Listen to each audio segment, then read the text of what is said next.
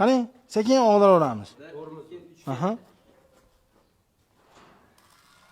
Tomga loy bosish shart emas do'stlar. Endi tomga, ya'ni yangilik bo'ladi. Tomga pena xizmati bo'ladi. Do'stlar, buni zo'r tomoni nimada desalaring, loydan 3 barobar yengil bo'ladi. Uyingizda tepla batareyasini zo'r qilib beradi.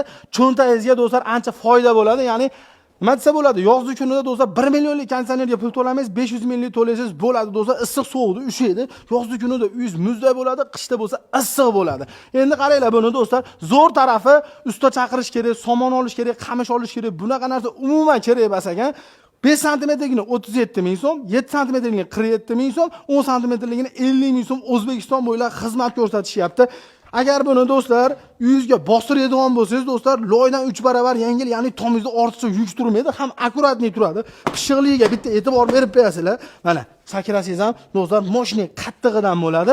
Buni chirib ketadi, to'sinni chiritib yuboradi deydiganlarga do'stlar, Rossiya mahsuloti, Izospan mahsulotidan tagiga solib turib do'stlar foydalanishyapti. To'siningiz chirimaydi, ya'ni bu havo o'tkazadi.